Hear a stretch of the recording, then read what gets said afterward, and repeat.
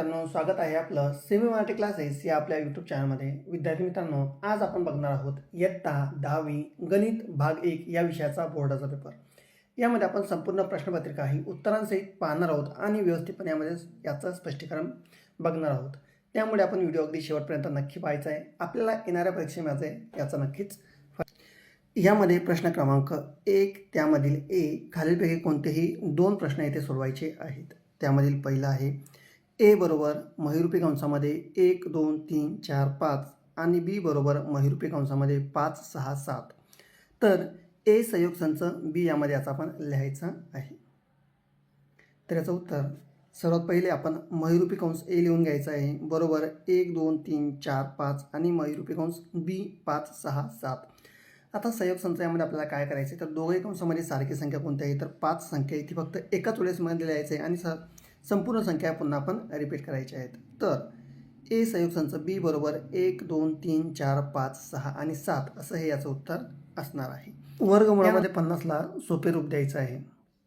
ठीक आहे, इथे पाहायचं आहे सर्वात पहिले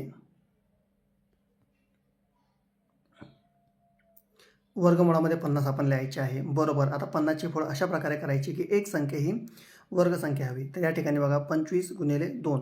आता 25 कितीचा वर्ग आहे तर 25 हा 5चा वर्ग आहे म्हणून 5 वर्गमुळामध्ये 2 अशा प्रकारे याचं आपण सोपे रूप हे द्यायचं आहे. त्यानंतर यामध्ये 3 आहे कोटी 7 असलेली त्रिपदी इथे आपल्याला लिहायचं आहे. कोटी 7 म्हणजे इथे पाहायचं आपण अशा प्रकारे 7 संख्या हवी. त्यानंतर आपण कोणत्या यामध्ये लिहू शकतो उदाहरणार्थ आपण 2x चा 7वा घात अधिक x वजा 10 किंवा या व्यतिरिक्त कोणतंही लिहू शकतो. फक्त याची कोटी आपल्याला किती हवी तर ही आपल्याला 7 हवी. यानंतर यामध्ये 4 पाहायचं आहे 15 20 चे शतमान रूपांतर आपल्याला करायचे आहे. तर याचं उत्तर यामध्ये सर्वात पहिले 15 20 लिहून घ्यायचे. त्यानंतर 15/20 आता 15 गुणिले 5 आणि 20 गुणिले 5 म्हणजेच 75/100. तर याचे शतमान रूपांतर किती होईल तर 75% हे याचं शतमान रूपांतर असणार आहे. यानंतर यामध्ये 5 आहे बघा 3x अधिक 5y बरोबर 9 आणि 5x अधिक 3y बरोबर 7. तर x आणि y ची किंमत काढायची आहे. ठीक आहे, यामध्ये पाहायचे सर्वात पहिले या दोघांच्या पण इथे किंमत लिहायची आहे. 3x अधिक 5y बरोबर 9 हे झालं आपलं समीकरण 1. त्यानंतर 5x अधिक 3y बरोबर 7 हे झालं आपलं समीकरण 2. 8x अधिक 8y बरोबर 16 समीकरण 1 व समीकरण 2ची आहे आपण काय केलेले आहे बेरीज केलेली आहे. पण मात्र संपूर्ण समीकरणाला आपण जर 8ने भाग दिला तर x अधिक y बरोबर 2 हे काय होतं तर या ठिकाणी आपण लिहू शकतो की 8ने भागून. ठीक आहे, अशा प्रकारचं उत्तर आपण लिहायचं आहे. त्यानंतर यामध्ये 6 आहे 35/40 याची वर्गमर्यादा सांगायची आहे. तर खालची वर्गमर्यादा व वरची वर्गमर्यादा. आता 35 ते 40 यामध्ये जी खालची वर्गमर्यादा आहे ही किती आहे तर यामध्ये 35 आहे आणि वरची वर्गमर्यादा किती आहे तर 40 आहे. अशा प्रकारे याचं उत्तर आपण लिहायचं आहे. यानंतर यामध्ये प्रश्न क्रमांक 1 व त्यामधील बी खालीलपैकी कोणतेही 2 प्रश्न आपण इथे सोडवायचे आहे. त्यामधील पहिला आहे मुकुंदचे 7 वर्षाचे सोयाबीनचे एकरी उत्पन्न क्विंटलमध्ये दिलेलं आहे. तर 10 7 5 3 9 6 9 अशा प्रकारे त्याचं एकूण काय आहे तर एकरी उत्पन्न आहे. तर यावरून एकरी उत्पन्नाचा मध्य आपल्याला इथे काढायचा आहे. आता एकरी उत्पन्नाचा मध्य काढण्यासाठी सर्वात पहिले मध्य बरोबर 10 अधिक 7 अधिक 5 अधिक 3 अधिक 9 अधिक 6 अधिक 9 भागिले 7 करायचं आहे.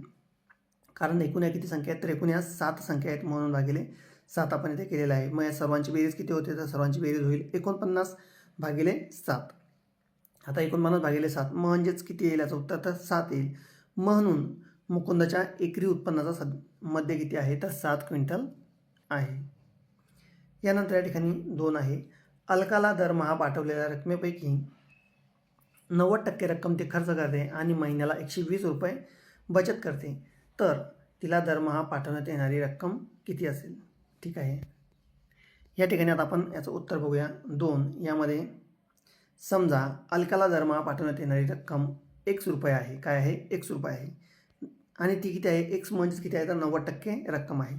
बचत रक्कम एकूण किती आहे तर 10% ही बचत रक्कम आहे आणि बचत रक्कम किती आहे तर 120 आहे. जर 10% रक्कम जर 120 असेल तर 100% रक्कम किती होणार आहे तर 100% रक्कम ही 1200 होणार आहे. म्हणजे तिला दरमहा पाठवण्यात येणारी रक्कम ही 1200 रुपये आहे. यानंतर यामध्ये प्रश्न क्रमांक 2 व त्यामधील ए दिलेल्या पर्यायांपैकी योग्य पर्याय निवडून खालील विधान यामध्ये पूर्ण करायचे आहेत. तर त्यामध्ये पहिलं आहे एक्सचा वर्ग अधिक के एक्स अधिक के बरोबर 0 ची मुळे वास्तव व समान असतील तर केची किंमत लिहायची आहे. तर इथे ऑप्शन ए 0, बी 4, सी 0 किंवा 4 आणि डी बरोबर 2. तर याची मुळे वास्तव किंवा समान असतील तर यामध्ये ऑप्शन क्रमांक सी म्हणजेच 0 किंवा 4 हे याचं उत्तर राहू शकतं.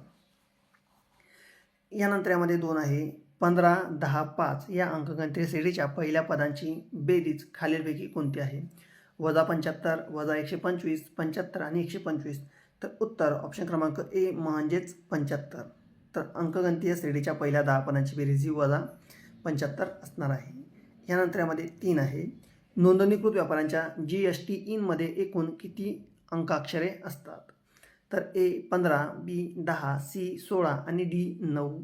तर उत्तर ऑप्शन क्रमांक ए म्हणजेच 15 अक्षरे GST इन यांच्या व्यापाऱ्यांच्यामध्ये असतात. यानंतर 4 आहे एक्स अधिक वाय बरोबर 3, 3x वजा 2y बरोबर 4.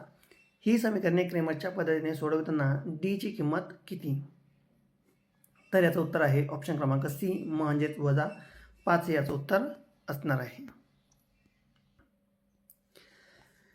यानंतर यामध्ये बी खालीलपैकी कोणतेही 2 प्रश्न आपल्याला इथे सोडवायचे आहेत. एकूण 4 गुणांसाठी आपल्याला हे प्रश्न विचारलेले आहे. त्यामध्ये पहिला आहे योग्य रीतीने पिसलेल्या 52 पत्त्यांमधून एक पत्ता यादृच्छिक पद्धतीने काढला तर तो पत्ता इस्पिकचा असणे याची संभाव्यता आपल्याला यामध्ये लिहायची आहे. आता याचं उत्तर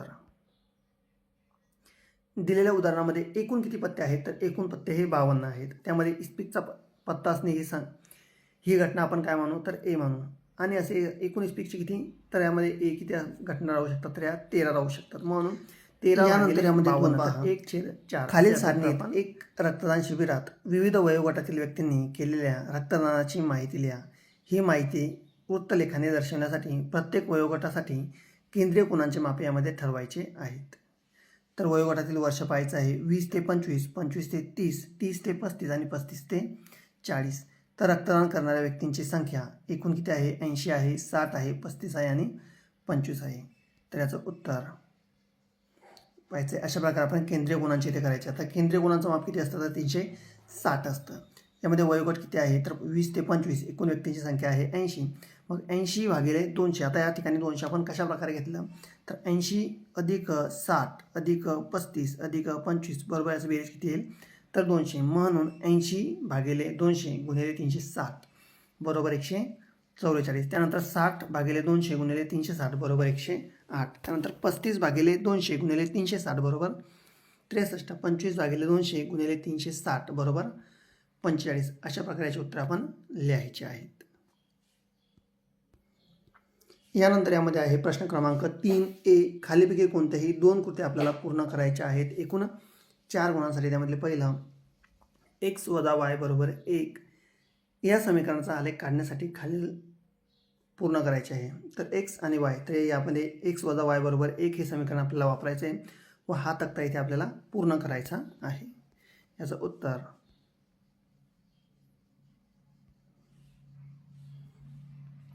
x जर आपण 0 घेतला तर y किती येईल आपला? -1 येणार आहे म्हणजे 0 वजा 1. त्यानंतर y जर आपण 1 घेतला तर x किती असेल आपला? 0 असेल म्हणजेच 1 आणि 0. अशा प्रकारे आपण हा तक्ता इथे खाली पूर्ण करायचा आहे. यानंतर यामध्ये 2 आहे 1, 3, 5, 149 या अंकगणितीय श्रेणीतील पदांची संख्या रिकाम्या चौकटी इथे भरायच्या आहेत. या ठिकाणी आपल्याला ए किती दिलेला आहे? तर ए आहे आपला 1. डी मध्ये सामान्य फरक काढायचा आहे आणि TN बरोबर 119 आणि इथे आपण रिक्त स्थानांची पूर्तताही करायची आहे. तर याचं उत्तर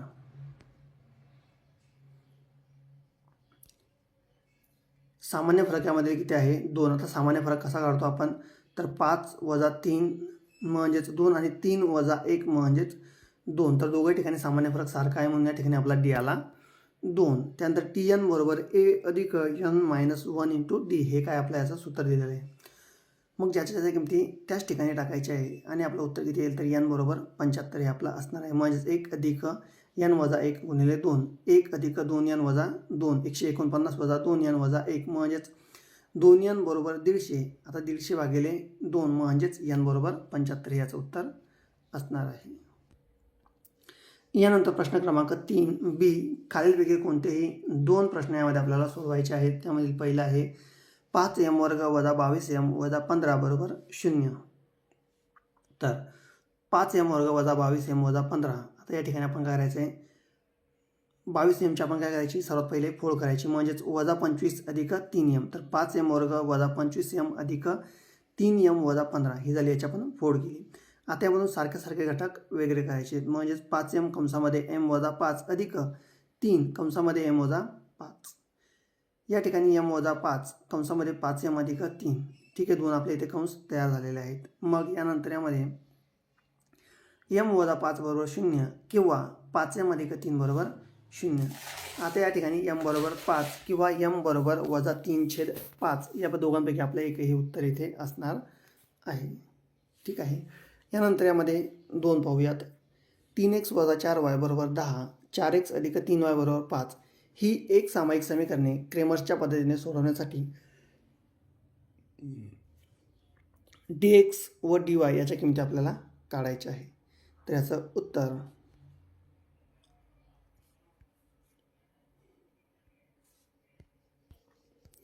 इथे आपल्याला फक्त dx आणि dyच्या इथे किमती काढायच्या आहे. सर्वात पहिले इथे योग्य प्रकारे रचना dxची रचना करायची, त्यानंतर dyची रचना करायची आणि याचा तिरकस गुणाकार करून dx आपल्याला मिळणार आहे 25 आणि dy मिळणार आहे dx मिळणार आहे 50 आणि dy मिळणार आहे वजा 25. यानंतर यामध्ये 3 आहे. एका अंकगणितीय श्रेणीतील पहिले पद हे 10,000 व सामान्य फरक 2,000 असेल तर त्या अंकगणितीय श्रेणीतील पहिल्या 12 पदांची बेरीज काढायची आहे. तर यामध्ये ए आहे आपलं 10,000 पहिले पद, त्यानंतर सामान्य फरक आहे 2 आणि 12व्या पदामध्ये काढायचं आहे. तर या ठिकाणी आपण SNचं सूत्र वापरायचं, n/2 कंसामध्ये 2n अधिक n वजा 1d. ठीक आहे, आणि क्रिया करून आपला 2,52,000 हे याचं उत्तर येणार आहे. यानंतर प्रश्न क्रमांक 4, खालीलपैकी कोणतेही 3 उपप्रश्न आपल्याला इथे सोडवायचे आहेत. त्यामधील पहिला आहे, जर अल्फा आणि बीटा ही x वर्ग वजा 2x वजा 7 बरोबर 0 या वर्ग समीकरणाची मुळे असतील तर अल्फाचा वर्ग अधिक बीटाचा वर्गाची किंमत यामध्ये आपण काढायची आहे. याचं उत्तर